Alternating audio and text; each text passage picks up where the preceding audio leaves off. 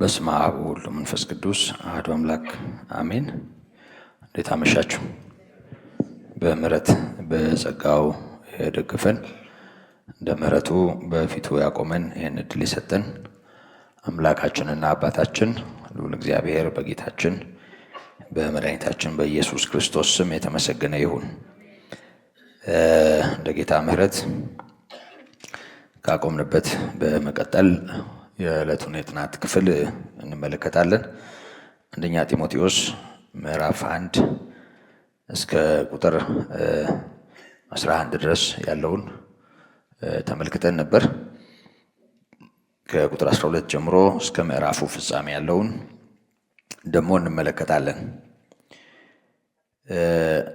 ለአገልግሎቱ ሾሞኝ ታማኝ አድርጎ ስለቆጠረኝ ኃይል የሰጠኝን ክርስቶስ ኢየሱስን ጌታችንን አመሰግነዋለሁ። አስቀድሞ ተሳዳቢና አሳዳጅ አንገላችም ምንም ብሆን ይህን አደረገልኝ። ነገር ግን ሳላውቅ ባለማመን ስላደረግኩት ምሕረትን አገኘው። የጌታችንም ጸጋ በክርስቶስ ኢየሱስ ካሉ ከእምነትና ከፍቅር ጋር አብልጦ በዛ። ኃጢአተኞችን ሊያድን ክርስቶስ ኢየሱስ ወደ ዓለም መጣ የሚለው ቃል የታመነና ሁሉ እንዲቀበሉት የተገባ ነው። ከኃጢአተኞችም ዋና እኔ ነኝ። ስለዚህ ግን የዘላለምን ሕይወት ለማግኘት በእርሱ ያምኑ ዘንድ ላላቸው ሰዎች ምሳሌ እንድሆን ኢየሱስ ክርስቶስ ዋና በመሆን በእኔ ላይ ትዕግስቱን ሁሉ ያሳይ ዘንድ ምሕረትን አገኘው። ብቻውን አምላክ ለሚሆን ለማይጠፋው ለማይታየውም ለዘመናት ንጉሥ ምስጋናና ክብር እስከ ዘላለም ድረስ ይሁን፣ አሜን። ጢሞቴዎስ ልጄ ሆይ አስቀድሞ ስላንተ እንደተነገረው ትንቢት በእርሱ መልካም ጦርነት ትዋጋ ዘንድ ይህችን ትእዛዝ አደራ እሰጥሃለሁ። እምነትና በጎ ሕሊና ይኑርህ።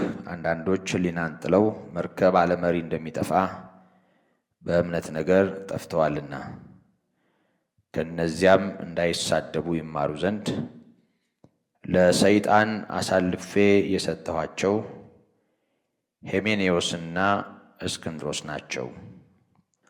እንደምታስታውሱት እንግዲህ ባለፈው በነበረን ጊዜ በተለይ ከቁጥር 3 ጀምሮ እስከ ቁጥር 11 ያለውን ክፍል መነሻ በማድረግ ከሐሰተኞችና ከሕግ መምህራን ስለመጠበቅ መማራችንን ታስታውሳላችሁ። በዛም ትምህርት ፍጻሜ ላይ ሕግ ለጤነኛ ሰዎች ችግር ለሌለባቸው ሳይሆን ለሕግ ተላላፊዎችና ለአመፀኞች እንደሆነ አይተናል። እንግዲህ ይሄ የተነሳበት ምክንያት አንዳንዶች የሕግ አስተማሪዎች ለመሆን በመውደድ ለሕግ ባለ የተለየ ትኩረት ከእምነት ነገር ወጥተው መጥፋታቸውን፣ ሕሊናን መጣላቸውን ጠቆም አድርጎናልና ሕግ ለሕግ ተላላፊዎች እንደተሰጠ ይታወቃል። ለጻድቃን ለጥሩዓንም አይደለም።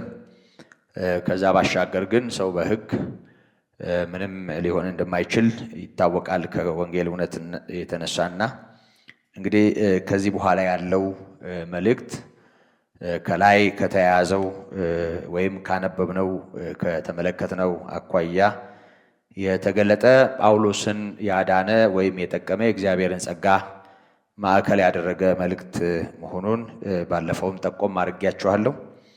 ስለዚህ የዛሬውን መልእክት ነው የምንመለከተው። ምዕራፍ 1 ከቁጥር 12 ጀምሮ እስከ 17 ያለውን ርዕስ ልትሰጡት ትችላላችሁ። ቁጥር 17 ላይ ያለው ኃይለ ቃል ጠቅለል ባለመልኩ ለልቤ ትርጉም ስለሰጠኝ እሱን ወደፊት በማምጣት ብቻውን አምላክ የሆነው የማይጠፋው የዘመናት ንጉሥ ያደረገለት ምሕረትና ለቅዱስ ጳውሎስ የተገለጠ የእግዚአብሔር ጸጋ ልትሉት ትችላላችሁ። በጥቅሉ የዳነበትንም ምሕረት ያገኘበትንም የሚያገለግልበትንም እግዚአብሔርን የሚያከብርበትንም ጸጋ ማዕከል ያደረገ መልእክት ነው። ምስክርነት ጭምር ነው ከቁጥር 12 ጀምሮ የምንመለከተው። ስለዚህ በዚህ ምስክርነቱ ያው ሐዋርያው ራሱን በሌሎች መልእክታት እንደሚያደርገው በትክክለኛ ማንነቱ ያስተዋውቃል። መግቢያው ላይ ሐዋርያው ቅዱስ ጳውሎስ ራሱን አስተዋውቆ ይሄንን መልእክት ለእውነተኛ በወንጌል ለወለደው ልጁ መጽሐፉን ስንጀምር በሰላምታው ላይ ጊዜ ወስደን አይተናል። ብዙ ወደኋላ ማለት አያስፈልገንም። ከዛ ባሻገር ግን ሐዋርያው በእግዚአብሔር ጸጋ በእግዚአብሔር ምሕረት ሐዋርያ ሊሆን መጠራቱን ነው የሚነግረን። ከመዳን ባሻገር እግዚአብሔር ይሄንን ሰው ወደ ሕይወት ሲጠራ ይሄንን የዳነበትን እውነት እንዲያገለግል ይሄንን እውነት ለሌሎችም እንዲያዳርስ እግዚአብሔር እሱን በጠራበት ዕለት ይሄም ነገር አንድ ላይ በዳነበት ቅጽበት በእግዚአብሔር እየታየለት እንደነበረ እዚህ ጋ ያለው መልእክት ያሳየናል። ለአገልግሎቱ ሾሞኝ ታማኝ አድርጎ ስለቆጠረኝ ኃይል የሰጠኝን ክርስቶስ ኢየሱስን ጌታችንን አመሰግናለሁ ነው የሚለው። እንግዲህ ወደ ኋላ ሄደን ብዙ እንኳ ዘርዘር ያለ ነገር ባናነሳ ሐዋርያው የተጠራበትን የመጀመሪያ የጥሪ ታሪክ ማስታወስ እንችላለን። በሐዋርያ ሥራ ምዕራፍ 9 ከቁጥር 15 ጀምሮ እስከ ቁጥር 22 ባለው ክፍል ጌታ ደማስቆ ላይ እሱን ባገኘበት ቀን ይሄንን ሰው በተመለከተ በእግዚአብሔር ልብ ውስጥ ያለውን ነገር የሚጠቁም መልእክት እናገኛለን። ታሪኩ ከቁጥር 10 ይጀምራል። ከጳውሎስ ጌታን ከማግኘት ወይም ጌታ ጳውሎስን ከማግኘቱ ጋር ተያይዞ ወደ ሐናንያ ሲመራው የተናገረውን ነው የሚያስታውሰን። ከቁጥር 10 ጀምሮ ላንብበው። እንደዚህ ይላል። በደማስቆም ሐናንያ የሚሉት አንድ ደቀ መዝሙር ነበር። ጌታም በራእይ ሐናንያ ሆይ አለው። እርሱም ጌታ ሆይ እነሆኝ አለ። ጌታም ተነስተህ ቅን ወደሚባለው መንገድ ሂድ፣ በይሁዳ ቤትም ሳውል የሚሉት አንድ የጠርሴስ ሰው ፈልግ፣ እነሆ እርሱ ይጸልያልና። ሐናንያም የሚሉትም ሰው ገብቶ ደግሞ እንዲያይ እጁን ሲጭንበት አይቷል አለው። በዛ በኩል ሐዋርያውን በብርሃን ነክቶ አንድ ሰው ቤት ውስጥ አስገብቶታል እና ከዚህ በኋላ የሚሆነውን ነገር ይጠብቃል እየጸለየ እና ወደ ሐናንያ የመጣው ጌታ ወደ ጳውሎስም ሄዷል እና ሐናንያ ሲመጣ የሚያደርገውን በራእይ አሳይቶታል እና ሐናንያም ይሄንን ሰማና ምላሽ ሰጠ። ጌታ ሆይ በኢየሩሳሌም በቅዱሳንህ ላይ ስንት መከራ እንዳደረገ ስለዚህ ሰው ከብዙዎች ሰምቻለሁ። በዚህም ስምህን የሚጠሩትን ሁሉ ለማሰር ከካህናት አለቆች ስልጣን አለው አለ እና ያው አስረዳው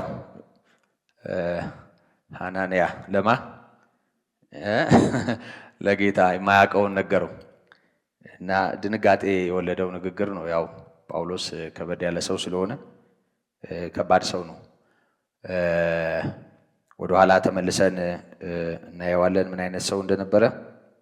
ስለዚህ በጣም ለሱ ሕሊና ከበድ ብሎት ይሄንን ተናገረ እና ሰሚው የመለሰው መልስ አለ። ጌታም ይህ በአሕዛብም በነገሥታትም በእስራኤልም ልጆች ፊት ስሜን ይሸከም ዘንድ ለእኔ የተመረጠ ዕቃ ነውና ሂድ፣ ስለ ስሜ ስንት መከራ ሊቀበል እንዲያስፈልገው እኔ አመለክተዋለሁና አለው ይላል እና እግዚአብሔር ደስ ይላል አይደል? የምህረት አምላክ በአስገራሚ ምህረት በጠራበት በዛው ዕለት ባዳነበት በዛው ዕለት እምቢ ብትል ብትቃወም የመውጊያው ብረት ወይም ሾተሉ ላንተ ይብስብሃል ባለበት በዛው ቀን እግዚአብሔር ለጳውሎስ ያየለት ሌላ ነገር ነበር እና ሐናንያ ሲደነግጥ ጌታ ምላሽ ሰጠ። ስለ ሳውል ጳውሎስ እንዲሆን ስለተጠራው ሰው ይህ በአሕዛብ በነገስታት በእስራኤልም ልጆች ፊት በአሕዛብ በነገስታት በእስራኤልም ልጆች ፊት ስሜን ይሸከም ዘንድ ለእኔ የተመረጠ ዕቃ ነውና ሂድ፣ ስለ ስሜ ስንት መከራ ሊቀበል እንዲያስፈልገው እኔ አመለክተዋለሁ አለው እና የጠራው በጠራበት በዛው ዕለት ከዛ በኋላ ስለሚሆነው ነገር ሁሉ እየተናገረ ነው። ጳውሎስ ከተጠራ በኋላ ከዛ ጥቂት ስላጠፋው ጥፋት ቀኖና ተሰጥቶት ከጥቂት ጊዜ በኋላ ጸባዩ ታይቶ ወንጌል እንዴት እንደገባው ወይም ሊገባው እንደሚችል ተረጋግጦ በዛ አይነት ሁኔታ ኃላፊነት የተረከበ ሰው አይደለም እና ጠሪው በጠራበት በዛው ጸጋ ነው ለዚሁ አገልግሎት ሐዋርያውን እየመረጠው እና በንግግር ውስጥ የምናየው ሐዋርያው ሐዋርያ የሆነበት ጸጋ ጭምር የእግዚአብሔር ጸጋ ነው። ምን ማለት ነው? የግል ብቃቱ የግል አቅሙ ሳይሆን የግል ማንነቱ ሳይሆን በምስክርነቱ ውስጥ ለአገልግሎቱ ሾሞኝ ታማኝ አድርጎ ስለቆጠረኝ ኃይል የሰጠኝን ጌታችንን አመሰግናለሁ ነው የሚለው። ስለዚህ ጠሪው ራሱ ለአገልግሎቱ እንደሾመውና ኃይል እንደሰጠው ይናገራል። ይሄ ማለት በራሱ በእግዚአብሔር ችሮታ በራሱ በእግዚአብሔር አቆጣጠር ልክ ጽድቅን በእምነት በኩል የቆጠረልን ጌታ የሐዋርያውንም ታማኝነት በራሱ ምሕረትና በራሱ ጸጋ ሲለካ እናያለን። ራሱ እግዚአብሔር ነው ታማኝ አድርጎ የቆጠረው። ታምኖ ተገኝቶ አይደለም የተሰጠው፣ በተጠራበት ቀን ታማኝ አድርጎ የቆጠረው ጌታ ይሄንን ስለዚህ ሰው ሲናገር እናያለን። ይሄ ሰው አስቀድሞ የነበረበትን ሁኔታ ብዙዎቻችን እናውቃለን። ቅድም እንዳልኳችሁ ዘርዘር ያለ ታሪክ ውስጥ ብዙ አልገባም። ግን በምዕራፍ 7 ቁጥር 58 ላይ ሐዋርያት ሥራ ማለቴ ነው ስለዚህ ሰው እስጢፋኖስ በተገደለበት ጊዜ የነበረውን ነገር ይነግረናል። ከከተማውም ወደ ውጭ አውጥተው ወገሩት ይላል። ምስክሮችም ልብሳቸውን ሳውል በሚሉት በአንድ ጎበዝ እግር አጠገብ አኖሩ ይላል። ሳውል የሚባለው ጎበዝ ይሄው ሰው ነው። ምዕራፍ 9 ላይ ሲጠራ ሲንበረከክ የምናየው ሰው ማለት ነው። ይሄ ሰው ምዕራፍ 8 ቁጥር 3 ላይም ደግሞ በተለየ መብት ቤተክርስቲያንን ለማሳደድ በሙሉ ኃይሉ ወጥቶ እንደነበረ ይነግረናል። ሳውል ግን ቤተክርስቲያንን ያፈርስ ነበር ይላል። ቤተክርስቲያንን ያፈርስ ነበር። እኔ እንደውም አቀለልኩት ያሳድድ ነበር ብዬ። አፍራሽ ነው ይሄ። ማንን? ቤተክርስቲያንን እና እንዳለ በቃ ቆርቆሮውን እየነቃቀለ አይደል እንጨቱን እየወሰደ ለማገዶ ያደርግ ነበር። ምን ነው አይደለም? ቤተክርስቲያንን ያፈርስ ነበር እያለ ነው። ድንጋይ ምናምን ይወስድ ነበር፣ ይሰርቅ ነበር አይደለም? እውነት እና ይኸው ያፈርስ ነበር እያለ አዎ ያው እኛ መሀል ቤተክርስቲያን ካቴድራል ስለሆነች ቤተክርስቲያን በተለያየ ቁሳቁስ የተሰራ የአምልኮ ስፍራ ስለሆነ ቤተክርስቲያን ሲባል በሁላችንም አእምሮ ውስጥ ብዙ ቦታ ክብ እንደ ሀገራችን የተለመደ አሰራር ከዛ ባሻገር ደግሞ ያው ዘመናዊ ሲሆን ካቴድራል ቅርጽ ያለው የምንሰራው እሱ ስለሆነ ቤተክርስቲያን ሲባል አእምሮአችን ላይ የሚመጣው እሱ ነው። በእርግጥ ያው አይደለም ባትሉ ነበር የሚገርመኝ። እናንተ እንደሱ ብላችኋል። እናንተ ብዙ እንግዳ አይደለም። የሆነ ሆኖ ግን ቅዱሳንን ያሳድድ ነበር፣ ቤተክርስቲያንን ያሳድድ ነበር። ማለት በስሙ የተጠሩ በህብረት ጌታን የሚያከብሩ የክርስቶስ በመሆናቸው ምክንያት መከራ እንዲቀበሉ ያደርግ ነበር፣ ያሳድዳቸው ነበር ማለት ብቻም ሳይሆን ቤተክርስቲያን እንደ ጉባኤ እንዳትቆም፣ በህብረት እንዳትገኝ፣ እንዳያመልኩ በታላቅ ኃይል በመካከላቸው ሰይፍ ሆኖ ይቆም የነበረ በጣም ጨካኝ ሰው ነው። ቤተክርስቲያንን ያፈርስ ነበር። ወደ ሁሉም ቤት እየገባ ወንዶችንም ሴቶችንም እየጎተተ ወደ ወህኒ አሳልፎ ይሰጥ ነበር ነው የሚለው። እና ኑ ውጡ ያለ እስር ቤት ይወስዳል ሳይሆን እንግዲህ ሴትም ወንድም ያገኘውን ሁሉ ጎትቶ እንግዲህ መሬት ለመሬት እየሳበ እንደሞተ ውሻ እስከ መውሰድ የደረሰ በጣም ጨካኝ ሰው ነው። ሐናንያ ቢደነግጥ ብዙ አይፈረድበትም አይደል?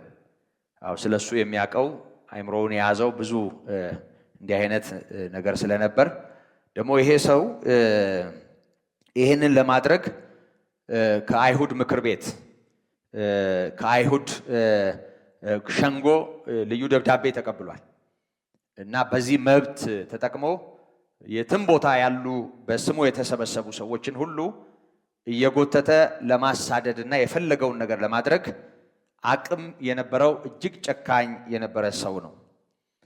በዚሁ በሐዋርያት ሥራ ምዕራፍ 26 ላይ ሐዋርያው የነበረውን ይሄን የማድረግ መብትና እንደው ጭካኔው ጥግ ምን ይመስል እንደነበረ ጠቆም ያደርገናል። ያው ራሱም ስለተናዘዘ አስቀድሞ አሳዳጅ አንገላጅ ምንም እንኳ ብሆን ሳላውቅ ባለማመን ስላደረግኩት ነገር ምህረት አገኘው ስላለ ያው አሳዳጅ ነበረ እና እሱን የሚጠቁሙ ክፍሎችን ነው እያነበብኩ ያለሁት። ከቁጥር 9 ጀምሮ እንደዚህ ይላል። ምዕራፍ 26 እኔም ራሴ ይላል ሐዋርያው የናዝሬቱን የኢየሱስን ስም የሚቃወም እጅግ ነገር አደርግ ዘንድ እንዲገባኝ ይመስለኝ ነበር ይላል። ይገባኛል ጌታን ለመቃወም ያንን የማድረግ መብት ያለኝ ይመስለኝ ነበር። ይህንንም ደግሞ በኢየሩሳሌም አደረግኩት፣ ከካህናት አለቆችም ስልጣን ተቀብዬ።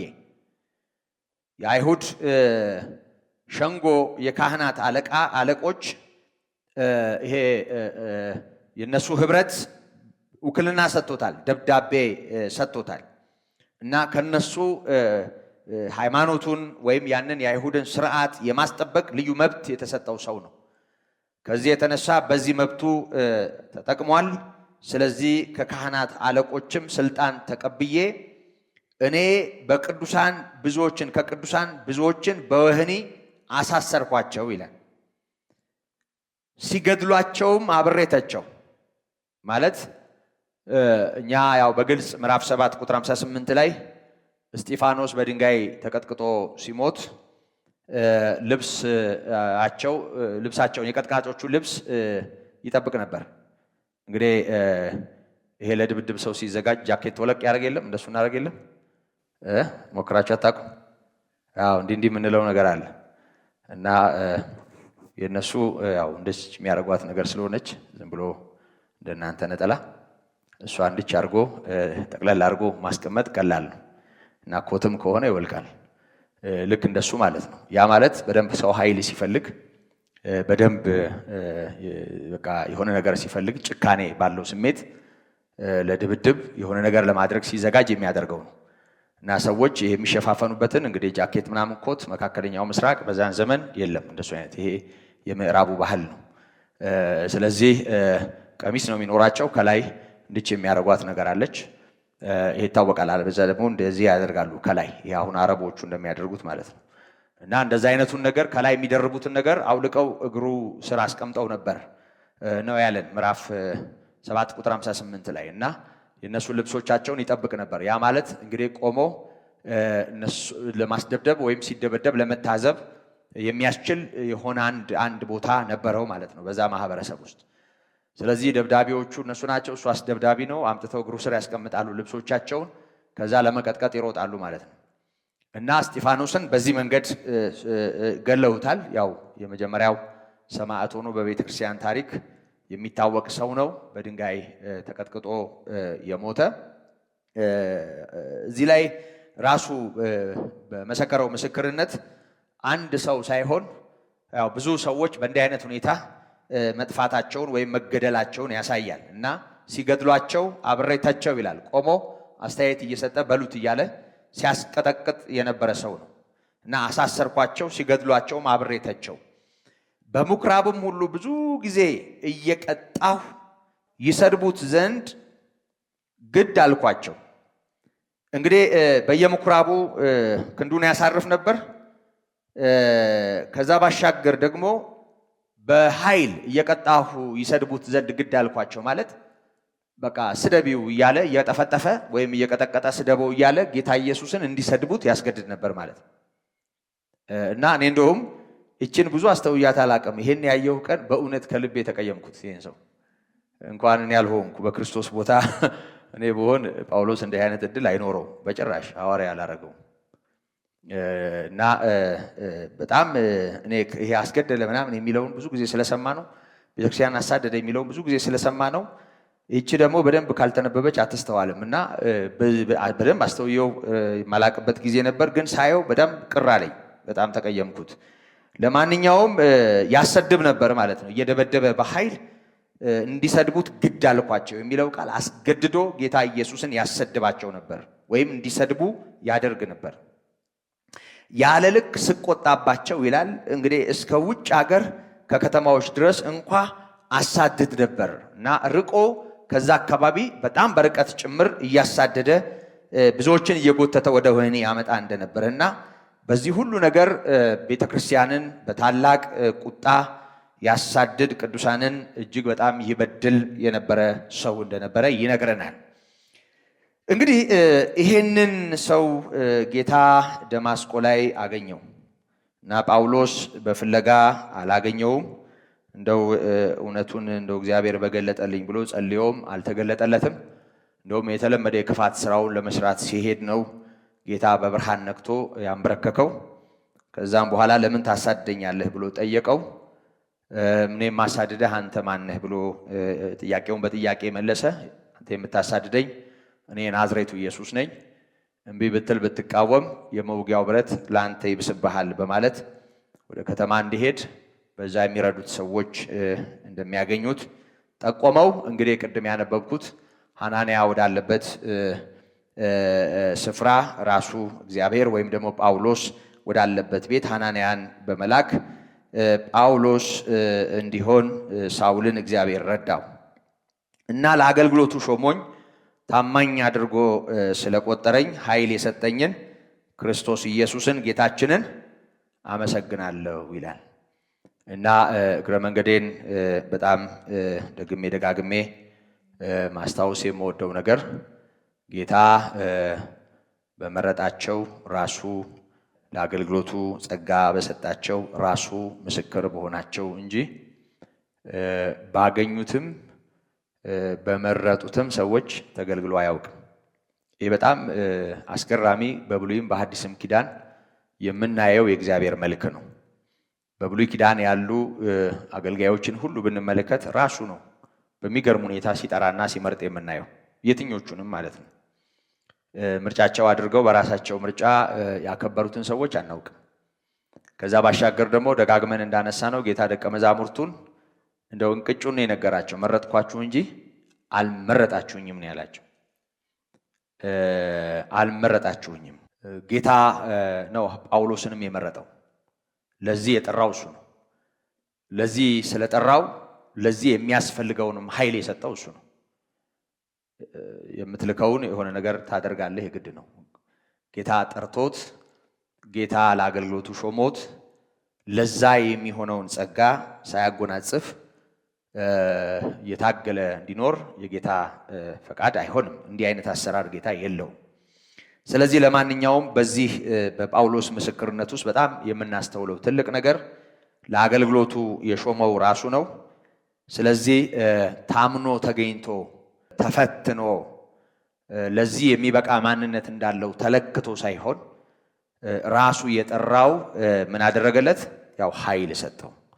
እና ይሄንንም ማስተዋል ይኖርብናል። አንዳንድ ጊዜ ምንም እንኳ በእግዚአብሔር ጸጋ በቤተ ክርስቲያን ውስጥ ወይም በአገልግሎት መስመር እየተንቀሳቀስን የምናልፍበት ብዙ ከፍታና ዝቅታን ቢኖር ልክ ወደ ከፍታ ወይም ክብር ወደሚመስል ሰገነት ከፍ ስንል የትግላችን ውጤት ይመስለናል። እኛም እንሳሳታለን፣ ሰዎችም እንደሱ ያስባሉ እና እንደሱ ያስባሉ እና አንዳንድ ጊዜ ይሄንንም በጥንቃቄ ማየት ያስፈልጋል። እግዚአብሔር በራሱ ጸጋ ነው ስራውን የሚያስቀጥለው፣ በአንተ ትግል አይደለም። ትግላችንም ቢሆን የቀና ትግል ካለን የጸጋ ውጤት ነው። ሩጫም ቢሆን አቅም ካለን የጸጋ ውጤት ነው። እግዚአብሔር በእኛ ሕይወት ውስጥ ያስቀመጠው አንድ ነገር ካለ ለራሳችንም ለሌሎችም ጥቅም የሚሆን ነገር ካለ በእውነት ስለዛ እግዚአብሔር ይክበር። እግዚአብሔር ማክበር ያስፈልጋል። እኔ በቃ ያው ታግዬ ነበር፣ በቃ እግዚአብሔር አይቶልኛል ቆጥሮ ነው ካል ደግሞ ቆጥሮ ይወስዳል። እኛ የቆጠር ነው እና ራሱ በጸጋው ይሄን ያደርጋል። ጳውሎስ ስለ ትንሣኤው በመሰከረበት በአንደኛ ቆሮንቶስ ምዕራፍ 15 ላይ አስቀድሞ ጌታ ከነማን ጋር እንደነበረ ወይም እነማንን ለዚህ አገልግሎት እንደጠራ ያነሳና በኋላም ደግሞ ከሁሉ ለማንስ እንደ ጭንጋፍ ለመሆን ለእኔ ተገለጠልኝ አለ። ይሄን ሊልና ከሁሉ ይልቅ ደከምኩ ይላል። ልክ ነው። ሐዋርያው እንግዲህ ከጌታ እርገት በኋላ የተጠራ ሰው ነው። ግን የጻፋቸው መልእክታት ይዋቸው ያገለገለውን አገልግሎት ይዩት። ከነ ማቴዎስም ከነ ማርቆስም ከነ ሉቃስም ከነ ዮሐንስም ይልቅ ብዙ ደክሟል፣ ብዙ ዳክሯል እና የጳውሎስ ረጃጅም ጉዞዎች ሐዋርያ ሥራ ላይ ተመዝግበዋል። የሄደበት የከፈለው ዋጋ ያደረገው ነገር ሁሉ በጣም የሚገርም ነው እና ነግሬያቸዋለሁ አይደል? ጳውሎስን በተመለከተ ብዙ ጊዜ መልእክታቱን ከማንበቤ የተነሳ ማቀው ሰው ሁሉ እንደሚመስለኝ አይምሮዬ ላይ የሳልኩት አንድ መለጥም ቀጠንም ያለ ሰው እያለ ከየት አምጥቼ እንደሳልኩት አላውቅም፣ ግን ከመልእክታቱ ነው የሳልኩት እና እዚህ ውስጥ የሆነ ጳውሎስ የሚባል ግችም ያለ ጥንክር ያለ የሆነ ወገቡን የታጠቀ ጠፈር የለበሰ የሆነ ሰው እዚህ አይምሮ ውስጥ ተቀምጧል እና ያስቀናኛል የጳውሎስ ሕይወት። ግን ጥንቃቄ ይፈልጋል። ይሄ ዝም ብለን እንዲህ አይነቱ እይታ ሁልጊዜ ጤነኛ ላይሆን ይችላል። ልክ ነው። የእግዚአብሔርን ቃል የነገሩንን ዋኖቻችንን ማሰብ፣ የኑሯቸውን ፍሬ እየተመለከትን በእምነት እነሱን መምሰል ዕብራውያን 11 ላይ የተጠቆመ ስለሆነ በራሱ ነውር ላይሆን ይችላል። ግን አንዳንድ ጊዜ የሰው ትጋት፣ የሰው አቅም፣ የሰው ጥረት፣ የሰው መልካም ነገር አይምሯችን ላይ ይገዝፍና ከዛ ጀርባ ያለው የእግዚአብሔር ምሕረት የእግዚአብሔር ጸጋ ይጋረዳል። እንደሱ አይነት አደጋ ካለ አገልጋዩም አይጠቀምም። ሙሴን ሜዳ ላይ ያስቀረው ህዝቡ ነው፣ ታውቃላችሁ አይደል? እና እንደሱ አይነት ነገር ይሆናል። መቃብሩ እንኳን እንዳይታይ አድርጎ እግዚአብሔር ዞር ያደረገው፣ የተቀበረበትን ቦታ እንኳን እንዳያውቁ ያደረገው ያው ሰው እንደሱ ስለሆነ እና እግዚአብሔርን የማያይበት እድል ስለሚፈጥር የሰው ትጋትና የሰው አቅም አንዳንዴ ከዛ ጀርባ ያለውን ኃይል እንዳናይ ስለሚያደርግ ይህን በጥንቃቄ ማስተዋል ያስፈልጋል። ስለዚህ ሐዋርያው ከሁሉ ይልቅ ደከምኩ ይላል። ልክ ነው፣ ደክሟል። ግን በእኔ ያለ የእግዚአብሔር ጸጋ እንጂ እኔ አይደለሁም ይላል እና አቁሞን ከሆነ ያቆመናል፣ በርትተን ከሆነ ያበረታናል፣ አቅም ሰጥቶን ከሆነ አቅም ይሰጠናል፣ ያሻገረን አለ፣ አብሮን የተሰለፈ አለ፣ የሥራው ባለቤት እሱ ነው። የዚህ ህይወት መሪ እሱ ነው፣ ባለቤት እሱ ነው፣ የአገልግሎቱም ባለቤት። ወንጌል የክርስቶስ ነው፣ የእግዚአብሔር ነው። የራሱን ስራ የሚያስቀጥለው የሚያስኬደው እሱ ነው እና በጣም መጠንቀቅ አለብን። እግዚአብሔር እንደውም ጌታ እኮ አስተምሮናል። ማድረግ ያለባችሁን ካደረጋችሁ በኋላ ላደርገው የሚገባኝን አደረግኩ፣ እኔ ያማልጥቅም ባሪያ ነኝ በሉ። እኔ ባሪያ ነኝ የምንለው ያው ባሪያ ነኝ ማለት ትህትና ነው ስለተባልን እንጂ ትሁት ሆነን አይደለም አይደል? አዎ እንደሱ ነው፣ በስሌት ነው። ትሁት ነው ለመባል ነው ትሁት የምንሆነው እና በቀጥታ ያጣነውን ክብር በተዘዋዋሪ እናመጣዋለን። እንደሱ አይነት ስሌት እንሰራ ሂሳብ እንሰራለን። ብቻ ብዙ እኔ የገባን አይመስለኝም። ይሄ እግዚአብሔር ባህሪው ራሱ የገባን አይመስለኝም። እግዚአብሔር በባህሪው በጣም ቀናኢ ነው። ነግሮናል። ጸባዩን እኮ አይደል? በሰው ቋንቋ ነው ማወራው። ባህሪውን እኮ ነግሮናል። እኔ አምላክ እግዚአብሔር ቀናተኛ አምላክ ነኝ ብሏል። እኔ አምላክህ ቀናተኛ አምላክ ነኝ ብሎ ራሱን ገልጧል። ክብሩን ለማንም አይሰጥም እግዚአብሔር። የሚያከብረው ካለ ያከብራል፣ ጸጋን ያጎናጽፋል፣ ሞገስ ያለብሳል። ግን በስሌት ክብር ለእግዚአብሔር ብለን ክብርን እንደ ቡና እንደዚህ እያልን እየማግን ሰዎች በቀጥታም በተዘዋዋሪ መንገድ እንዲያከብሩን ዙሪያውን አደላድለን ክብር ለእግዚአብሔር ይሁን እያልን ማይክሮፎን ላይ ብንፎክር አይሆንም። እና ክብር ይገባዋል የኛ ጌታ። ጳውሎስን የጠራ የት እናቀው ነበር? ይሄን ነፍሰ ገዳይ እኛ በምናይበት አይን ቢያየው አይ ይሄማ ቅጣት ነው የሚያስፈልገው፣ ይሄ የምን ሐዋርያ እኛ በምናይበት አይን ማን ያስጠጋው ነበር? ጳውሎስ የሚባል ሰው አናውቅም ነበር። ስለዚህ ጳውሎስ የሚባል ሰው በቤተክርስቲያን ታሪክ ውስጥ የመኖሩ የዚህ ሁሉ መልእክት የመጻፉ እነዛን ታላላቅ ጉዞዎች የማድረጉ ለአገልግሎቱ በጣም ወገቡን ታጥቆ በዛ ሁሉ መከራ ለመጽናቱ ያን ያህል አናቱ በዘንግ እየተቀጠቀጠ በከተማ በገጠር የሥጋ ዘመዶቹ በሆኑት በአይሁድና በአሕዛብ እየተፈተነ በዛ ሁሉ ነገር በረሃብና በጥብ እንቅልፍ በማጣት በብዙ ጾም መትጋቱን ስናይ የሰው ይመስላል። በጭራሽ ሰው ይሄን አይችልም። እና በሱ እየሰራ ያለ የጠራው ጌታ ነው ይላላ ስላለ ነው ራሱ ለአገልግሎቱ ሾሞኝ ታማኝ አድርጎ ስለቆጠረኝ ታምኜ ተገኝቼ አይደለም እያለ ያለ የጠራው ጌታ ልክ ጽድቅን በእምነት እንደቆጠረልን እንዲሁ ታማኝነትን ራሱ ሲጠራው ነው የቆጠረለት። ከአንድ ዓመት በኋላ ከሁለት ዓመት በኋላ ከ3 ዓመት በኋላ ከ14 ዓመት በኋላ ወደ አረቢያን ምድረ በዳ ሄዶ ወደ ደማስቆ ሲመለስ አይ በቂ ጊዜ ወስዷል፣ አንብቧል፣ ተዘጋጅቷል ብሎ ለአገልግሎቱ የሚሆን ጸጋ አልሰጠው። ገና በጠራበት ቅጽበት እግዚአብሔር ለዚህ አብቅቶታል። ለዚህ የሚመጥን ጊዜ መውሰድ ጥሩ ነው። ለምሳሌ ጌታ ኢየሱስ ክርስቶስ ደቀ መዛሙርቱን ጠራቸው አይደል? ከጠራቸው በኋላ 3 ዓመት አብረው ቆዩ። የጠራቸው በምን ምክንያት ነው? ከዚህ በፊት ደጋግመን አንስተውነዋል። ማርቆስ 3:14 ላይ የወደዳቸውን ወደ እርሱ ጠራቸው፣ ከእርሱ ጋር እንዲኖሩ ለመስበክ እንዲልካቸው፣ እርኩሳን መናፍስትን ሊያወጡ በርኩሳን መናፍስት ሁሉ ላይ 12 አደረጋቸው ይላል። እነዚህን ሰዎች ጠራቸው። የጠራበት ምክንያት የራሱ ፍቅር ነው። የጠራቸውን ከእሱ ጋር እንዲኖሩ እድል ሰጣቸው። አብረውት ስለኖሩ ስለሚያውቁት ምስክሮች የመሆን እድል አገኙ። ምስክሮች የመሆን እድል ያገኙት እነዚህ ሰዎች ከዛ በኋላ ጌታ ኃይል እስኪቀበሉ ድረስ በኢየሩሳሌም እንዲቆዩ አድርጓቸው ኃይልን ሰጥቶ ለአገልግሎቱ እስከ ምድር ዳርቻ ድረስ አሻገራቸው። 3 ዓመት አብረው ቆይተዋል፣ ተምረዋል። ያ የስልጠና ጊዜ ነው። አዎ፣ ግን ስለተመረጡ ሰለጠኑ እንጂ ስለሰለጠኑ አልተመረጡ። ሲስተም ስላጠኑ የአገልግሎት ትምህርት ስለተማሩ ተፈትነው አቅማቸው ተለክቶ በእውቀትም ሆነ በሌላ ሚዛን ወደ አገልግሎት አልመጡ። ስለተጠሩ ነው የተማሩት። ስለተማሩ አይደለም የተጠሩት። ስለተማሩ አይደለም ቦታ ያገኙት። የተገላቢጦች ነው። እኛና ጌታ እንደዚህ የተገላቢጦች ነው። እኛ አስተምረን እንመርጣለን፣ አስተምረን ኃላፊነት እንሰጣለን። በጣም ይገርማል። ኃላፊነት ሰጥቶ አስቀምጦ ያሰለጥናል፣ ጠርቶ ያሰለጥናል። ጌታ እንደሱ ነው ያደረገው። አስቀድሞ ጠራው። የመጥራቱ ምክንያት ራሱ ነው። በፍቅር ነው የጠራው። ልክ ሐዋርያትን እንደጠራ ነፍሰ ገዳይ ነበር፣ ለጥሪ አይሆንም። አመጽ ነበረበት፣ አይሆንም። አሳዳጅ አንገላች ነበርኩ ብሏል ራሱ፣ አይሆንም። ይሄ በማንነቱ ለዚህ የሚመጥን ሰው አይደለም። በዚህ ሁኔታ እኮ ምናልባት አይሁድ ምኩራብ ጥሩ ጸሎተኞች ይኖሩ ይሆናል፣ ጥሩ ባህሪ ያላቸው ሰዎች። በቃ ከጠሪው ነው፣ ከተጠሪው አይደለም። ራሱ ጠሪው ጠራው እና በጠራበት በዛው ሁኔታ ምንን ቆጠረለት? ታማኝነትን ቆጠረለት። እግዚአብሔር ይመስገን፣ ታማኝ አድርጎ ቆጠረኝ ነው የሚለው።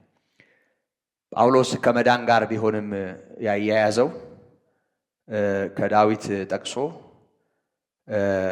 እግዚአብሔር ያለ ስራ ጽድቅን ስለሚቆጥርለት ሰው እንዲህ ይላል በማለት አመጻቸው የተሰረየላቸው ኃጢአታቸው የተከደነላቸው ብፁዓን ናቸው። ጌታ ኃጢአቱን የማይቆጥርበት ሰው ብፁዕ ነው ይላል አይደል? አዎ፣ እዛ ሮሜ 4 ላይ እና ጽድቅን በእምነት በኩል የቆጠረላቸው ሰዎች ብፁዓን ናቸው። ልክ በዚሁ ጸጋ አገልግሎትና ለአገልግሎቱ ያለውን ታማኝነት ራሱ እግዚአብሔር እንደው ሐዋርያውን ገና ሲጠራው ታማኝ አድርጎ ቆጠረው።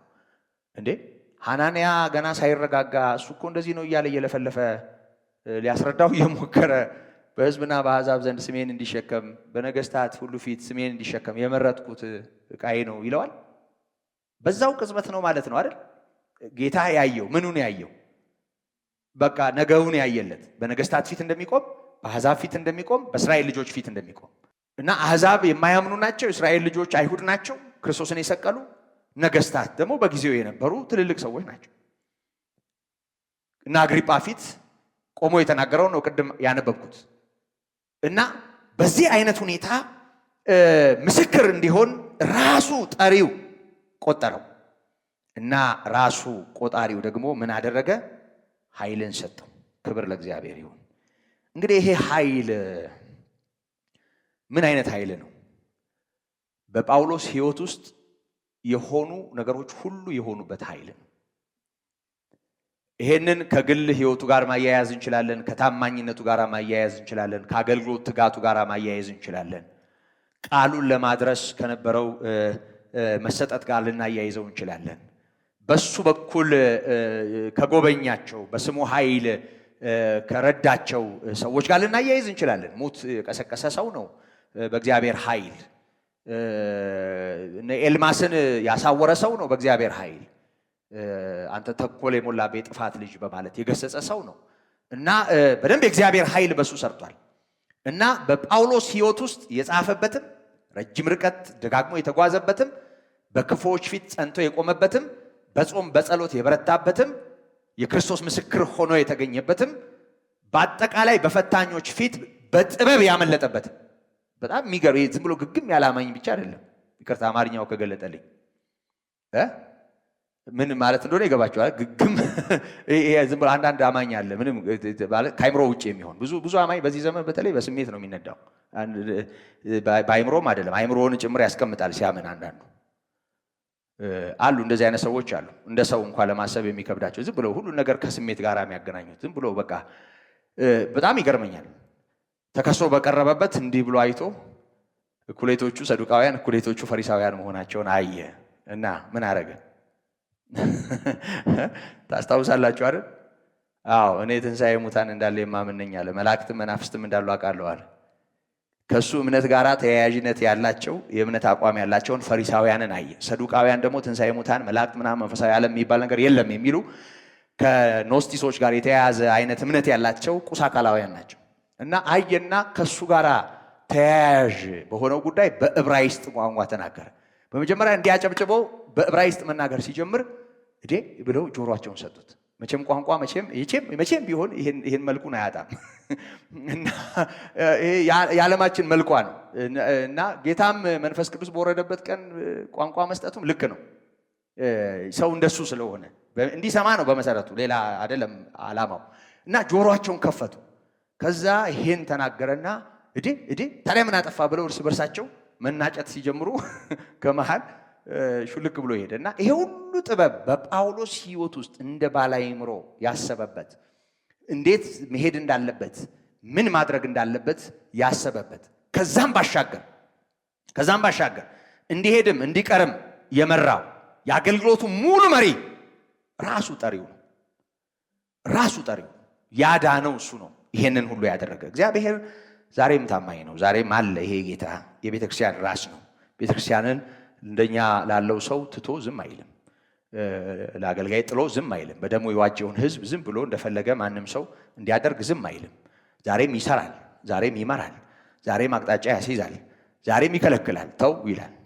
ጳውሎስ ላይ እንዳደረገው ደግሞ በዚህ ሂድ ይላል። ዛሬም የቤቱ የሙሽራይቱ ባለቤት ራሱ ሙሽራው ስለሆነ እና በደንብ ነው መስተዋል ያለበት። ይሄ በደንብ ነው መስተዋል ያለበት። ከጳውሎስ ሕይወት የምንማረው የምናስተውለው ነገር ነው። ራሱ ጠራው፣ ታማኝ አድርጎ ቆጠረው፣ ኃይልን ራሱ ሰጠው እና ሐዋርያው ያመሰግናል። ምስጋናውን አልቆረጠመም፣ ያመሰግናል እና ኃይል የሰጠኝን ክርስቶስ ኢየሱስን ጌታችንን አመሰግናለሁ። እግዚአብሔር ይመስገን። ኃይል የሰጠኝ ማን ነው አለ? አዎ ክርስቶስ ኢየሱስ ጌታችን። እስኪ በሉት ክርስቶስ ኢየሱስ ጌታችንን አመሰግናለሁ። አዎ ኢየሱስ እርሱ ክርስቶስ ነው፣ ጌታችን ነው። ኃይል የሰጠን እሱ ነው እያለ ነው። እና ይሄ የጠራ ያዳ ነው፣ በደሙ ከጨለማ ያወጣው ነው ኃይል የሰጠው እሱ ነው ኃይል የሰጠው። እና ጌታን ወደ ጎን የሚያደርግ ኃይል የሚባል ነገር የለም። ክርስቶስን የሚያኮስስ የለም። እና ክርስቶስ ወደ አባቱ በመሄዱ ነው መንፈስ ቅዱስ የሚወረደው አይደል? የመንፈስ ቅዱስ መውረድ ምክንያቱ ጌታ ኢየሱስ ክርስቶስ። ጌታ ባይከብር ኖሮ፣ ትንሣኤ ባይኖር ኖሮ፣ ወደ አባቱ በክብር ባይመለስ ኖሮ ከክርስትና ጋር የተያዘው ሁሉም ነገር የለም። እኛም ከእስራት አንፈታም፣ አንድንም ነበር። ደህንነታችን ሁሉ ከዚህ እውነት ጋር እንደተያያዘ እንዲሁ በአጠቃላይ የመንፈስ ቅዱስ መውረድ የቤተ ክርስቲያን ሕይወት ሁሉ ከዚህ ጌታ ጋር ቀጥተኛ ግንኙነት አለው፣ በተዘዋዋሪ አይደለም። ስለዚህ ኃይል የሰጠኝን ክርስቶስ ኢየሱስን ጌታችንን አመሰግናለሁ አለ ጳውሎስ። ገብቶታል። እና ክብርን ለማን ሰጠህ? ለጌታ ሰጠህ። እግዚአብሔር ይመስገን። አስቀድሞ ተሳዳቢ፣ አሳዳጅ፣ አንገላች ምንም እንኳ ብሆን ይህን አደረገልኝ ይላል። ነገር ግን ሳላውቅ ባለማመን ስላደረግኩት ምሕረትን አገኘሁ። እግዚአብሔር ይመስገን። ሐዋርያው እንዲህ አይነት ሰው ነው። ሳላውቅ ባለማመን አድርጌዋለሁ ነው ያለው። ያላወቀው ምንድን ነው? ራሱ ጌታን። ያላመነው ምንድን ነው? ራሱ ጌታን። መጽሐፍን አይደለም፣ መጽሐፍን ያውቃል። የብሉይ ኪዳን መጽሐፍትን ያውቃል። በደንብ የሸመደደ ገማልያል እግር ስር ተቀምጦ ረጅም ዓመት የተማረ ምሁር ነው። ከዚህ በፊት እንዳነሳ ነው የምናውቀው መጽሐፍ ራሱ ጌታን ስናውቀው ነው የሚበራው፣ የሚገባን የምንረዳው። ኢየሱስ ክርስቶስ ሲበራ፣ ክርስቶስ ወደ ሕይወታችን በወንጌል እውነት በኩል ሲገባ፣ አይኖቻችን ሲገለጡ የልባችን አይን ነው የሚበራው። ጳውሎስ ራሱ እንደተናገረው ይሄ የልብ አይን ሲበራ ውስጣችን ኖሮ ያላስተዋልነው ነገር ሁሉ ይመጣል ወደ አይምሯችን። ብዙ ሰው እንደሱ ነው። በተለይ አሁን ባሳለፍንበት ባደግንበት ቤተ እምነት ብዙ የኖሩ መጽሐፍት በጣም ያነበቡ፣ ዜማ የሚያውቁ፣ ቅዳሴ የሚያውቁ፣ በደንብ ዚቁን ሁሉ በደንብ የሚያውቁ፣ ድጓውን የያዙ ሰዎች ልክ አይኖቻቸው ሲገለጥ አቤት አቅማቸው ደስ ይላል በጣም። እዛው እነሱ ውስጥ ባለው የሚገለጠው የሚበራው ነገር ደስ ይላል። አለያ ግን ይሄ ሁሉ ነገር ይሄ ኢየሱስ የሚባለው ማስተር ኪ አይደል? አዎ ይሄ ሁሉ እንደሚከፍት ቁልፍ የማስተዋልና የጥበብ ሁሉ መዝገብ በእርሱ ዘንድ ነው ይላል ጳውሎስ ቆላሲስ ላይ። የማስተዋልና የጥበብ ሁሉ መዝገብ በእርሱ ዘንድ ነው። ክርስቶስን መሳት ሁሉን ነገር መሳት። እግዚአብሔር አብ ራሱ ያለ ክርስቶስ አይታወቅም። ማንም አላየውም እግዚአብሔርን፣ በእቅፉ ያለ አንድ ልጁ እርሱ ተረከው አይደል ያለው ዮሐንስ። እግዚአብሔር በክርስቶስ የተተረከ ነው፣ በክርስቶስ የታየ ነው። የክብሩ መንጸባረቅ የባህሪው ትክክለኛ ምሳሌ በሆነው በኢየሱስ የገባን ነው። እንኳን መጽሐፍቱን ይቅርና ሥላሴን ራሱ እግዚአብሔርን የምንረዳው ራሱ በክርስቶስ በኩል ነው። እናንተን የሚቀበል እኔን የሚቀበል የላከኝን ነው ያለው። ሰው ይሄ እውነት ሲበራለት ይበራለታል። ጳውሎስ መጽሐፍ የማያውቅ ጭልም ያለ ሰው አይደለም። እንደውም ስለ ወገኖቹ የጸለየውን ጸሎት ደጋግመን አንስተናል። በሥጋ ወገኖቼ ስለሆኑት ስለ አይሁድ የልቤ በጎ ፈቃድ እንዲድኑልኝ ነው ካለ በኋላ በእውቀት አይቅኑ እንጂ ለእግዚአብሔርማ እንደሚቆን እኮ እኔ ምስክር ነኝ አለ። አሁን በእውቀት አለመቅናት የሚለው ክርስቶስን ያለማወቅ ነው፣ ጥቅስ ያለማወቅ አይደለም። ከዚህ በፊት ደጋግመን አንስተናል። ጌታ በማቴዎስ በዮሐንስ 5 ቁጥር 39 ላይ እንደተጻፈው እናንተ በመጽሐፍት ሕይወት ያለ ይመስላችኋል፣ እነሱን ትመረምራላችሁ፣ ግን ሕይወት እንዲሆንላችሁ ወደ እኔ ትመጡ ዘንድ አትወዱም አለ ጌታ። መጽሐፍት አይን ሲገለጥ በጣም የሚገርም አይነት መንፈሳዊ እድገት፣ የሚገርም አይነት ማስተዋል፣ የሚገርም አይነት ጥበብ በሕይወታችን እንዲኖር ያደርጋሉ። ክርስቶስ ኢየሱስን በማመን መዳን የሚገኝበትን ጥበብ ይሰጣሉ። ለምክር ለተግሳጽ፣ ልብን ለማቅናት ይሆናሉ። ካልገባ ደግሞ አይገባ። አይን ከተያዘ ተይዟል። እንዴ ሐናንያ እኮ ይኸውላችሁ እጁን ጭኖ ሲጸልይለት ምንድን ነው ሆነ የሚለን? አዎ እንደ ቅርፊት ያለ ነገር ከአይኑ ወደቀለት። አዚም የምንለው ነገር ሊሆን ይችላል። ጳውሎስ ካየው ብርሃን የተነሳ በጣም ከፍተኛ ብርሃን ከፀሐይ ይልቅ የሆነ ብርሃን ስላየ ከዛ በኋላ ማየት ተስኖት ነበር። በሰው እርዳታ ነው እየተመራ የሄደው። በእርግጥ እሱ መጥቶ እስኪጸልይለት ድረስ ማየት ተስኖት በተቀመጠበት ቤት ሆኖ እየጸለየ ነበር እግዚአብሔር እንዲረዳው እና ከዚህ ጋር ቀጥታ ሊያያዝ ይችላል። ምክንያቱም አይኖቹ ከብደውት ነበር ማየት ተስኖት ስለነበረ። ነገር ግን ልክ ሲጸለይለት ግርዶሹ ከላዩ ከተነሳና ማየት ከቻለ ጊዜ ሳያጠፋ የክርስቶስ ምስክር መሆን ከቻለ ውስጡ ያለውን ለጥቅም ማውጣት የሚችል የእግዚአብሔር ጸጋ አግኝቶታል። ስለዚህ ውስጡ ያለው ሲወጣ እናያለን፣ ውስጡ ያለው ሲበራ እናያለን። መልእክታቶቹን ያዋቸው ከየትኛውም ጸሐፊ በላይ እግዚአብሔር ውስጡ ባለው ነገር ተጠቅሞ አይሁድን የጠቀመበት ብዙ ሰዎች እኛም ራሱ አሁን ዕብራውያን መልእክት ጳውሎስ መሆኑን እናምናለሁ።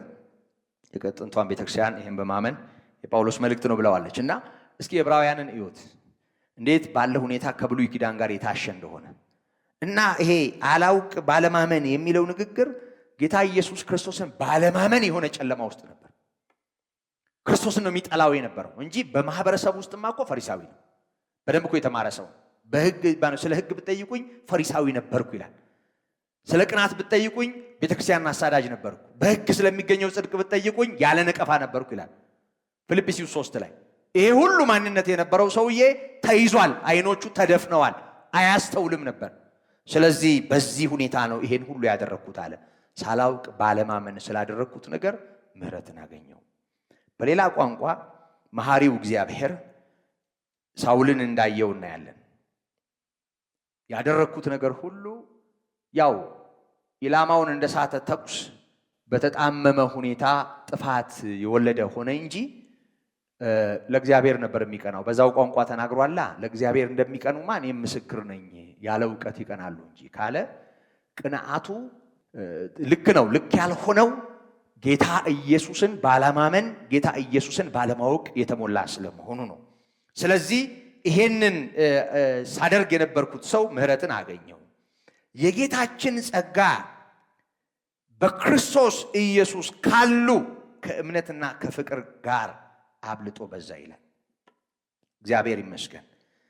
ጌታ ኢየሱስ ክርስቶስን ከማወቅ ጋር ምን አለ?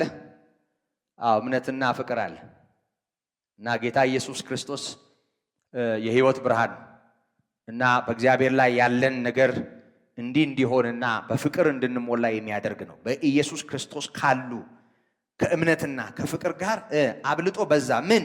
የእግዚአብሔር ጸጋ። ይሄ የእግዚአብሔር ጸጋ አድኖታል። ይሄ የእግዚአብሔር ጸጋ እምነትና ፍቅር በውስጡም እንዲኖር አድርጓል እና ጌታ ኢየሱስ ክርስቶስ ይሄንን ይዞ ወደዚህ ሰው ሕይወት መጥቷል። ይሄ ሰው ምህረት አግኝቷል እና ከጌታ ጋር ያለው ነገር በስቶለታል። የእግዚአብሔር ጸጋ በስቶለታል እና ከጌታ ጋር ያለው ነገር ይብዛላችሁ። አዎ የእግዚአብሔር ጸጋ ይብዛልን። እሱ አብልጦ በዛ አለ እና አሁንም ይቀጥላል ምስክርነቱን። ኃጢአተኞችን ሊያድን ክርስቶስ ኢየሱስ ወደ ዓለም መጣ የሚለው ቃል የታመነና ሁሉ እንዲቀበሉት የተገባ ነው። ሁሉ እንዲቀበሉት የተገባ ነው። ይገባል ነው እያለ ያለው። በቃ ሊታመን ይገባል፣ የተገባ ነው። የትኛው? ኃጢአተኞችን ሊያድን ክርስቶስ ኢየሱስ ወደ ዓለም መጣ የሚለው ቃል ሲጀመር ጌታ ኢየሱስ ክርስቶስ አዳኝ ሆኖ ነው የመጣው አይደል? አዎ አዳኝ ሆኖ ነው የመጣው። ለማን ነው የመጣው? ለታመመው ዓለም፣ ለወደቀው፣ ለሳተው። ጻድቃንን ሊጠራ አልመጣም። ቅዱሳንን ገንዘብ ለማድረግ አልመጣም። ማቴዎስ 9:13 ላይ ጌታችን ኢየሱስ ክርስቶስ እኔ ጻድቃንን ልጠራ አልመጣሁም ብሏል በግልጽ 9:13 ላይ ምህረትን እወዳለሁ መስዋዕትን አይደለም ያለውን አስቡ። እኔ ኃጢአተኞችን እንጂ ጻድቃንን ወይም ቅዱሳንን ልጠራ አልመጣሁም ይላል። የምህረት አምላክ ከመስዋዕት ይልቅ ምህረት የሚወድ የምህረት አባት የሆነው ጌታ ወደዚህ ዓለም የመጣው በዚህ ማንነቱ ነው። ምህረትን የሚወድ ከመስዋዕት ይልቅ። ይሄንን አስታውሱ፣ ይሄንን አስቡ ይላቸዋል። እኔ ማንን ልጠራ ነው የመጣሁት? ኃጢአተኞችን እንጂ ጻድቃንን ልጠራ አልመጣሁም ነው ያለው። ምክንያቱም ምን ነበር? ብዙ ቀራጮችና ብዙ ኃጢአተኞች ከበውት ስለታየ ያጉረመርሙ ነበር በዙሪያው የነበሩ ሰዎች። የነዚህ ሰዎች ወዳጅ የነዚህ ሰዎች ምን ማለት ነው? በሌላ ቋንቋ በቃ ሲታዩ አይኔ የማይሞሉ በኃጢአታቸው የታወቁ ናቸው። እና ጌታ እዚህ ግቡ የማይባሉ ሰዎችን መሰብሰቡ ሳያናድዳቸው አልቀረም። ልክ እኮ ነው። እንደ ዓለም ቢሆን እኔ እንደኛ አስተሳሰብ ቢሆን እኔ እንደውም አንዳንድ ጊዜ እንደው እግዚአብሔር ይሄን የወንጌል አገልግሎት እንደው ዝም ብሎ እንዲህ አይነት ሰዎች ሰብስቦ ከሚጀምረው ምን አለ ከቤተ መንግስት ቢጀምረው ኖሮ ብዬ አስቤ ያውቃለሁ። የኢትዮጵያ ክርስትና ታውቃላችሁ አይደል? ቀድሞ ቤተ መንግስት ነው ትልቅ ያለው። ይሄን ታውቃላችሁ አይደል? ምታውቁ ይመስለኛል። አባ ሰላማ ከሳቴ ብርሃን በምጽዋ በኩል በአዶሊስ ወደብ በኩል ነው ወደ ኢትዮጵያ ገቡት፣ ወደ ሰሜኑ የሀገራችን ክፍል ቀጥታ ወደ ቤተ መንግስት። ያው ፈረንጅ ደግሞ የሚከበርባት ሀገር ናት ሀገራችን ታውቃላችሁ። ስለዚህ እነዚህ ጥበብ አይጠፋ ያው ዕውቀት አላቸው ምናምን ተብለው ተጠርጥረው ሁለት ወንድማማቾች አባታቸውን ሽፍታ ገለውባቸው እነሱ ተርፈው ነበርም። ስለዚህ ሁለቱን አመጡ ወደ ንግስቲቱ እና ስታይ ዕውቀትም ትምህርትም ይኖራቸዋል ልጆች ቢያስተምሩ ብላ አስቀራቻቸው። እና በሶስተኛው መቶ ክፍለ ዘመን አጋማሽ ላይ ይሄ ሆነ እና አንደኛው ወደ አገሩ ሲመለስ ፍሬምናጦስ ግን በጣም አስተዋይ ሰው ስለነበር ወደ እስክንድሪያ ሄደ እና የእስክንድሪያው ሊቀ ጳጳስ በጊዜው አትናቴዎስ ነበር። አትናቴዎስን አግኝቶ እንደው ኢትዮጵያ የምትባል ሀገር ነው የከረምኩት፣ የብሉይ ኪዳን ባህል ሃይማኖት መስዋዕት አለበት፣ ምናልባት ወንጌላዊ ቢሄድ ወንጌል የሚሰብክ ሰው ቢሄድ ክርስትናን ለመቀበል የተሻለ ልብ አላቸው ብሎ ይሄንን ለአትናቴዎስ ነገረው። አትናቴዎስም ብልህ ሰው ስለነበር ቋንቋውን ባህሉን ለምደህ የመጣህ አንተ ነህ፣ ስለዚህ ሌላ ሰው ፈልገን ወደዛ ለመላክ ከምንታገል ለምን አንተ ተምረህ ጳጳስህ አትሄድም ብሎ የመጀመሪያው ሊቀ ጳጳስ ሆኖ ወደዚህ ሀገር መጣ። በኋላም ቅዱሳት መጽሐፍትን ተረጎመ። አባ ሰላማ ከሳቴ ብርሃን ያሉት እና አባ ሰላማ የሰላም አባት እንደማለት ነው። የሰላምን ወንጌል ከመስበካቸው ጋር ተያይዞ ብርሃን የሆነውን ክርስቶስን ከማስተዋወቃቸው ጋር ተያይዞ እንደሱ አይነት ስም ተሰጣቸው። ፍሬምናጦስ ነው ስማቸው። አባ ሰላማ ከሳቴ ብርሃን የሚለው ስም ብርሃንን ገላጭ የሰላም አባት የሚል ስም የተሰጣቸው ከዚህ አገልግሎታቸው ጋር ተያይዞ ነው። ግን የገባው ቤተ መንግስት ሆነና ነገስታቱ ሲስፋፉ የነገስታቱ ሃይማኖት ሆኖ ቀጠለ እና ያለ ወንጌል ስብከት ብለው እያጠመቁ መሰረት ድንጋይ እያኖሩ ቤተ እምነት እየተከሉ ከዛ ክርስትና እያስነሱ ሲስፋፉ አብረውት ሄዱ እና ክርስትናው የቤተ መንግስት ሃይማኖት ሆኖ አንዳንድ ቦታ ደግሞ እንደውም የሆነ ብሔረሰብ ሃይማኖት ሆኖ ነው አሁን ወደ ምስራቁና ወደ አንዳንድ የሀገራችን ክፍል ክርስትናው የሆነ ብሔረሰብ ሃይማኖት ተደርጎ ነው የሚታወቀው። እንደዛ እንዲታሰብ ሆነ። ከመጀመሪያ ጀምሮ አሁን ጌታ ኢየሱስ ክርስቶስ እንደው ሮም ተወልዶ ቢሆን ከሮምም ደግሞ እና አውግስጦስ ቄሳር እንግዲህ በጊዜው የነበሩት ቄሳሮች የነበሩበት ቤት ቢወለድ እና እዛ አካባቢ ቢሆን የተከበረ ልዑል ሆኖ ቢቆጠር እንደው ተውት እሱን እስራኤል ደግሞ ወይ ደግሞ ከነ ጲላጦስ ከነ ሄሮድስ ጋር የሚያቀራረበው ቢኖር ተውት መወለዱን እንደው አገልግሎቱን ሲጀምር ከነዚህ አይነት ሰዎች በተአምራት እንደው የሆነ ነገር አድርጎ ጀምሮት ቢሆን የተሻለ አይመስላችሁም? የአሳ አጥማጅ ሰብስበው ምንም የሚሌላቸው እነሱን መከራ ላይ ጥሏቸው ከሚሄድ አይመስላችሁም? ግን ይገርማል። በቃ ከሁሉ የከበረው ከሁሉ ወደ ተዋረደው ነው የመጣው። አገልግሎቱን በዛው መንገድ ነው ያስቀጠለው። የሚገርመኝ ነገር እሱ ነው። እዚህ ግባ በማይባሉ ብዙ ባልተማሩ አሳ አጥማጆች በሆኑ የሚመኩበት ምንም የሌላቸው ምንም ትምክህታቸው ሁሉ ማን ነው? ራሱ ኢየሱስ።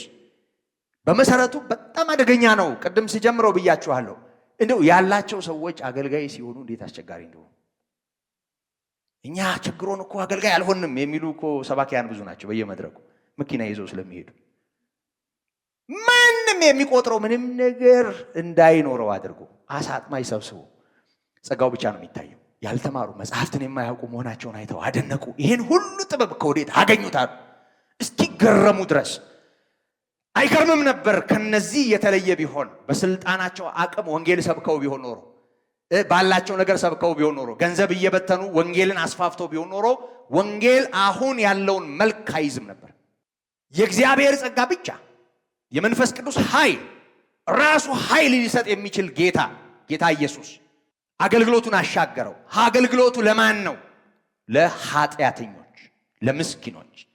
እና ጌታ ኢየሱስ ክርስቶስ ማጉረምረማቸው፣ ግራ መጋባታቸውን አይቶ እኔ እኮ የመጣሁት ለኃጢአተኛ ነው አታውቁም ሲላቸው እናያለን። በዚሁ በሉቃስ ምዕራፍ 19 ቁጥር 10 ላይ የሰው ልጅ የጠፋውን ሊፈልግና ሊያድን መጥቷል ነው ያለው። ጌታ ኢየሱስ የመጣው ለታመመው ነው፣ ለኃጢአተኛው።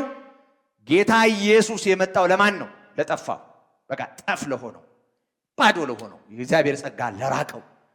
በራሱ መጠን ነው እየተናገረ ያለው። ለካ ጳውሎስ መዳኑ አይገርምም ማለት ነው። ምክንያቱም ጌታ ኢየሱስ እንዲህ አይነቱ ለማዳን ስለመጣ አይገርምም። ይሄንን አውጥተን ስናስብ ነው የሚደንቀው። ቅድም እንዳልኳችሁ ሲጀምረው እኔ በሆን አልጠራውም ነበር አይደለ ያልኳችሁ? አዎ እንደኔ እንደኛ እንደናንተ አስተሳሰብ እንደ ምድሪቱ ቢሆን ኖሮ ጳውሎስ ይሄ ጸጋ አያገኘውም ነበር። ነገር ግን ይሄ ጌታ ኃጢአተኞችን ለማዳን ስለመጣ፣ ኃጢአተኞችን ለማትረፍ ስለመጣ፣ ለጠፋው ስለመጣ እያወቀ ለማያውቀው፣ አንብቦ ለደነቆረው፣ የሚያውቀው ነገር ኖሮ ክርስቶስን ለሳተው፣ አለማመንና ክፋት ለሞላበት ለዚህ ሰው ጌታ አስደናቂ ምሕረቱን አበዛና እንደው ጳውሎስ ንግግሩ ውስጥ መደነቅ ያለበት ይመስላል። እንዴ ሁሉ እኮ ሊቀበሉት ይገባል እያለ ሁሉ ሊቀበሉት ይገባል የሚለው ንግግር ወገኖቼ ሁሉ ኃጢአተኛ ነው የሚል ትርጉም ነው ያለው። ለምንድን ነው ሁሉ ሊቀበለው የሚገባው? ሁሉም ኃጢአትን ሰርቷል፣ የእግዚአብሔርም ክብር ጎድሎታል። ዲግሪው ነው የሚለያየው። እኛ የምንለካበት መለኪያና እኛ የምናውቅበት ዕውቀትና ሁኔታ ለሰው የተገለጠው እሱ ነው የሚለየው። ከዛ ውጪ ጌታ ኢየሱስ ክርስቶስ የዓለምን ሁሉ ኃጢአት የሚያስወግድ የእግዚአብሔር በግ ነው። ስለዚህ ኢየሱስ ክርስቶስ ለሳውል የሚያስፈልገው ለመግደላዊት ማርያም ባስፈለገው በዛው መጠን ነው። ለቤተ መንግሥት ሰዎች የሚያስፈልገው ሜዳ ላይ ላሉ ለምስኪኖች በሚያስፈልገው በዛው መጠን ነው። ኢየሱስ ለሁሉ ያስፈልጋል። የሁሉ መድኃኒት ነው። ለሁሉም ነው ራሱን የሰጠው። ሁሉ እንዲቀበሉት የተገባ ነው። ራሱን ምሳሌ አድርጎ አቀረበ እንጂ እንደ ዋቤ አድርጎ ምስክር አደረገ እንጂ በሐዋርያው ንግግር ውስጥ ኃጢአት የሌለበት ስለሌለ ሁሉ ይሄንን ሊቀበለው ይገባል። ምክንያቱም ክርስቶስ ኢየሱስ ወደ ዓለም መጣ። ለምን? ኃጢአተኞችን ሊያድን። ይሄ የታመነ ነው። ይሄ እውነት ነው። ይሄ ልክ ነው። ስለዚህ ጌታ ኢየሱስ ክርስቶስን ሁሉ መቀበል አለበት። ሁሉም ማመን አለበት። ሁሉም አሜን ሊል ይገባዋል። ምክንያቱም ኃጢአት ያላደረገ ኃጢአት የሌለበት አንድም ስለሌለ፣ ጻድቅ የለም አንድስ እንኳ፣ አስተዋይም የለም አንድስ እንኳ፣ እግዚአብሔርን የሚፈልግ የለም አንድስ እንኳ። ሁሉ ተሳስተዋል፣ በአንድነት የማይጠቅሙ ሆነዋል። የማይጠቅም የሆነው ሁሉም ነው። የወደቀው ሁሉም ነው። የሳተው ሁሉም ነው። ኢየሱስ ክርስቶስ ደግሞ የመጣው ለኃጢአተኛ ነው። ስለዚህ በሌላ ቋንቋ ለሁሉም የሚያስፈልግ መድኃኒት ነው ጌታ ኢየሱስ። እሱ ነው እየነገረን ያለው። ሁሉ እንዲቀበሉት የተገባ ነው። ምክንያቱም ሁሉ መድኃኒት ያስፈልገዋል። ሁሉም በሽተኛ ነው። ለሁሉ የሚያስፈልግ መድኃኒት ነው ጌታ ኢየሱስ ክርስቶስ። ይሄ የታመነና ሁሉ እንዲቀበሉት የተገባ ነው። ከኃጢአተኞችም ዋና እኔ ነኝ ያለ ራሱን ቁንጮ አረገ። ከላይ በጠቀሳቸው ምክንያቶች በአዳም ልጅነቱ የወደቀ የአዳም ዘር ከመሆኑ ባሻገር ስፔሻል የሆነ የሱ የሆነ ማንነት አለው። አንዳንዱ የግል የሆነ ነገር አለው አይደል? አዎ፣ የግል ነገሩ ምንድነው? ነፍሰ ገዳይነቱ፣ ጭካኔው፣ ቤተክርስቲያን አሳዳጅነቱ። በውስጡ ያለው ነገር ሲገለጥ በዚህ መልክ ነው የተገለጠ እና አሳዳጅ፣ አንገላጭ፣ ተሳዳቢ እንደዚህ የሚለው ነገር እሱንና እሱን የመሳሰሉ ብዙ አንገላጮች አሉ። የሆነ ሆኖ ግን እንዲህ ባለ ሁኔታ የተገለጠ ክፋት ሰው ባይኖርበትም እንኳ የእግዚአብሔር ምሕረት የሚያስፈልገው ኃጢአት ሁሉም አለበት። አንዳንድ ጊዜ ቦታ እንሰጥ የለም ቦታ እንሰጣለን።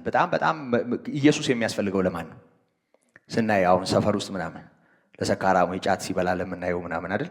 ከንፈሩ ከሰል ለመሰለው የሸሚዙ ምናምን ነጥቦ ለምናየው ጫማው ለተንሻፈፈው አይደል? ሱሪው ምናምን ለተቀዳደደው። አሁን ለነገሩ እናንተም ተቀዷል። ግን ድሮ የደሃ ነበር ስትቀደድብን እሷ ለመለጠፍ ምን አረጋት ጥረት ብዙ ነበር። አሁን ሰው የተቀደደ ይገዛል ይቅርታ ስለ ሱሪ ልብሰብክ አይደለም። እና እንዲሁ ስናየው ውድቅ ላለው እንዲሁ ድክርት ብሎ ለምናየው እድፍ ያለ ነገር ለለበሰው ለሰካራሙ ለምስኪኑ ነው አይደል ኢየሱስ ያስፈልጋል የምንለው።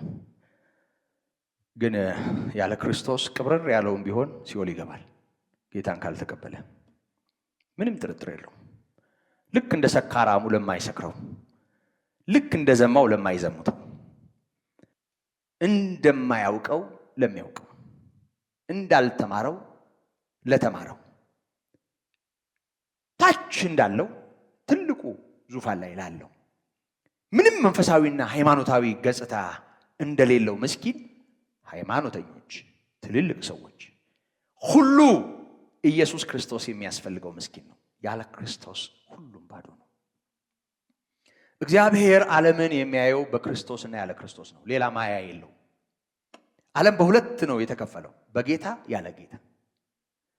ያለ ጌታ ሆኖ ምንም ይሁን በቃ ምንም ያለ ጌታ። አሁን ታስታውሳላችሁ ከዚህ በፊት ተምረናል።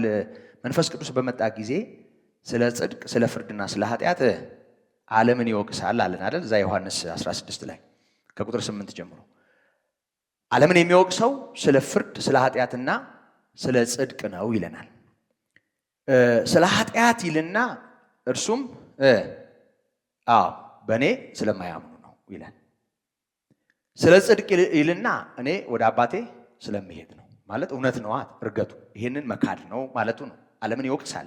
ሞትን ድል ያደረገውን የማያምነውን ሕሊና ይሞግታል። መንፈስ ቅዱስ። ስለ ፍርድ ይልና የዚህ ዓለም ገዢ ስለተፈረደበት ነው ይላል።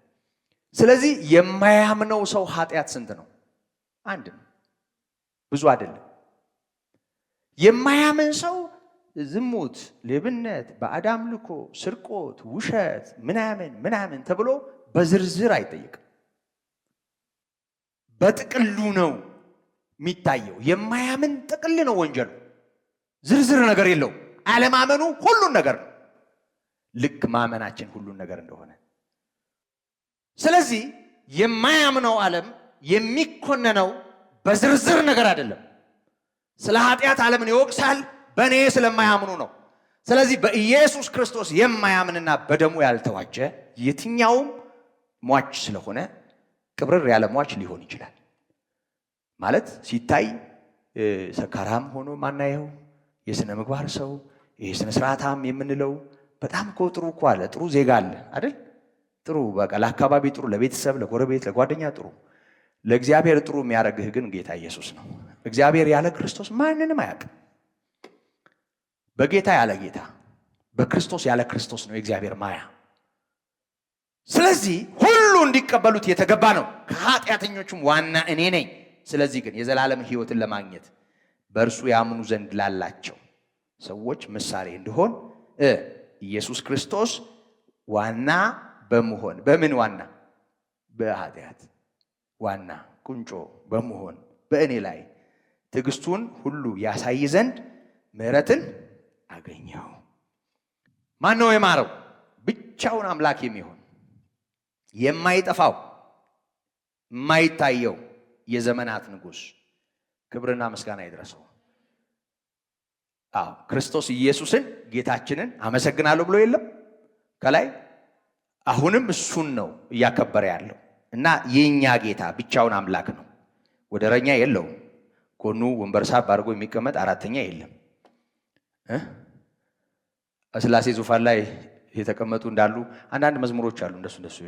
እንደሱ አይነት መዝሙር አሁን እዛ መፈትፈት አልፈልግም እንጂ ከዚህ ከፍታ መውረድ ልክ አይደለም እንጂ በጣም የሚገርሙ አሉ እና ከእግዚአብሔር ጋር በቃ ቁጭ ያደረግናቸው አሉ። የሆነ ነገር አልብሰን የለም እንደሱ አይነት ነገር። ብቻውን አምላክ ነው ጌታ። የማይጠፋም እሱ ነው፣ የማይታይ እሱ ነው። የዘመናት የዘላለም ንጉሥ ነው። ምስጋናና ክብር እስከ ዘላለም ድረስ ይሆንለት። በምን ምክንያት? እኔን ተቀብሏል እያለ ነው። እንደኔ ያሉትንም ይቀበላል። እኔን ምሳሌ አድርጎኛል። የታወቀ ችግር ያለበት ሰው፣ የታወቀ ኃጢአት ያለበት ሰው፣ የተገለጠ ጥፋት ያለበት ሰው ሲድንና ሲፈወስ የእግዚአብሔር ምሕረት ይጎላል። ምክንያቱም የሚታወቅ ችግር ስላለበት። ልዩነቱ ይሄ ነው። ለምሳሌ አንድ ስነ ስርዓታም ሰው ምንም ችግር የሌለበት ሰው በስርዓት ስራ ሄዶ የሚመጣ ንጹህ የሚለብስ ጫት የማይበላ ሲጋራ የማያጨስ እና በስርዓት ወጥቶ የሚገባ ሰው ወደ ወንጌልም ቢመጣ ያው ብዙ ሰው እንደተለየ ላያየው ይችላል አይደል? ላያየው ይችላል። ግን ልም ያለው ወንበዴው ሰካራሙ እንዲገድጋዳው እዛ በረንዳ ዳሪው ማለት ነው ሰክሮ ቱቦ ውስጥ የሚያድሩ ነበሩ። አሁን ቱቦን ሁሉ ስለደፈን ነው ቱቦ ውስጥ ላያድሩ ይችላሉ እንጂ ብዙ ሰካራሞች አሉ። ብዙ ሜዳ ላይ ዝም ብሎ ተንበዛብዘው የሚወድቁ። አሁን እንዲህ አይነቱ ብዝብዝ ያለው ምስኪን ሲድን አቤት ጌታ ኢየሱስ ለዚህ ያደረገለት ይባላል። ጌታ ነው ሰው ያደረገው ይባላል አይደል? አዎ ለዛ ምክንያት ይሆናል እንጂ ከዛ ውጪ ለሁሉም ነው ጌታ መድኃኒት የሚሆነው። አዎ ሰካራሙ ከሌላው ይልቅ በጣም ችግር ያለበት ከሌላው ይልቅ በመሰረቱ ከገባው ጌታ እንዳስተማረው ብዙ ተትቶላታልና ብዙን ትወዳለች እንደተባለው በብዙ ጌታን ትወዳለች። ከገባው እንደተባለላት ሴት ይሆናል በብዙ ያከብራል። ሌሎች ሰዎች ደግሞ በዛ ሰው ምክንያት ጌታን ያከብራሉ። ምሳሌም ሊሆን ይችላል። አንዳንድ ሰዎች እኮ ሃይማኖታችንን አይወዱትም፣ ግን ሰካራም ልጃቸውን እንደኛ ብናረግ ደስ ይላቸዋል። እንደሱ ደስ ይላቸዋል። ምንም በቃ እኔ ሌላ ነገር አልፈልግም። በጣም ክርስትናውን የሚጠሉ ሰዎች አስቸጋሪ ልጆቻቸውን ብንወስድላቸው ደስ ይላቸዋል። ከየቤቱ እንደው ብለቃቀም ደስ ይላቸዋል ብዙዎች። ምክንያቱም ጥሩ ሰው እንዲሆኑላቸው። በዚህ ሁኔታ ህይወታችን ምስክር መሆን ከቻለ ሰዎች በእኛ ውስጥ ጌታን የማየት ዕድል ይኖራቸዋል። ስለዚህ የቀደመ ያሁን አሳዳጅ ተሰዳጅ፣ አንገላጅ ተንገላጅ፣ አሳዳጂና ጨካኝ ደግሞ የሚራራና በፍቅር የሚያገለግል እና በክርስቶስ ኢየሱስ ካሉ ከፍቅርና ከእምነት ጋር አብልጦ በዛልኝ ምኑ ጸጋው እና ይሄን ሁሉ ጌታ አጠጣው በምህረት ስቦ የሱ አድርጎ። ክብር ለስሙ ይሁን።